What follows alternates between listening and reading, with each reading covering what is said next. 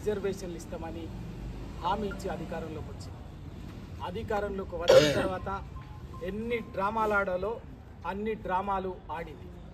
ఒకరోజు ఆర్డినెన్స్ అన్నది, జీవో అన్నది, అసెంబ్లీలో చట్టం అన్నది, ఇవన్నీ కూడా కాదు, రాజ్యాంగ సవరణ చేసి 9వ షెడ్యూల్లో చేరిస్తే తప్ప ఈ రిజర్వేషన్లు సాధ్యం కాదు, రాజ్యాంగబద్ధంగా న్యాయబద్ధంగా చట్టబద్ధంగా నిలబడవు అని చెప్పేసి 2 ఏళ్లుగా చెప్తూ వచ్చినాం. అవేవి లెక్క పెట్టకుండా రోజుకో పూటకో డ్రామా ఆడింది. ఇవాళ లాస్ట్కి ఏమైందంటే హైకోర్టు ఆపింది, సుప్రీంకోర్టు ఆపింది అని చెప్పేసి సాకులు చెప్పి మళ్ళీ పాత రిజర్వేషన్లకు ఇచ్చింది.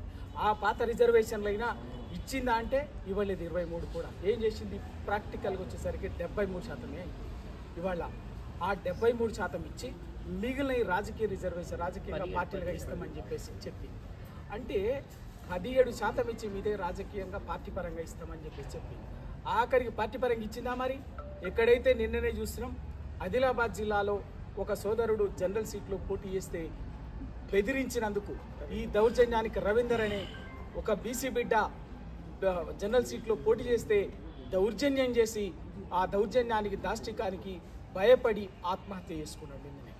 మరొక వైపున నల్లగొండ జిల్లాలో ఇదే కోమటిరెడ్డి వెంకటరెడ్డి నల్లగొండ నియోజకవర్గంలోని తిప్పర్తి మండలం ఎల్లమ్మగూడెం గ్రామంలో ఒక యాదవ బిడ్డ యాదగిరి యాదవ్ నామినేషన్ వేయడానికి సిద్ధపడితే ఆయనని ఆయన భార్యని చదువుకున్నటువంటి వాళ్ళేమో అనామకులు కాదు, 2 పోస్ట్ గ్రాడ్యుయేట్స్ అయినటువంటి వాళ్ళని బెదిరించి అయినా కూడా వినకపోతే నామినేషన్ వేయొద్దు అని చెప్తే బెదిరిస్తే ఆఖరికి ధైర్యంగా నామినేషన్ వేయడానికి సిద్ధపడితే కిడ్నాప్ చేసి బెదిరించినా కూడా వినకపోతే మూత్రం దాపిచ్చి నామినేషన్ వేయకుండా ఆపేసేటువంటి ఒక దాష్టికానికి దుర్మార్గానికి ఒక రాక్షస పద్ధతికి వాళ్ళ శ్రీకారం చుట్టి మొదలుపెట్టి ఏమనంటే మేము సామాజిక న్యాయం, మేము రాజ్యాంగము, అసలు ఇక ప్రజాపాలన అని చెప్పేసి మాటలు మాట్లాడుతూ ఇటువంటి అరాచకం చేస్తున్నారు.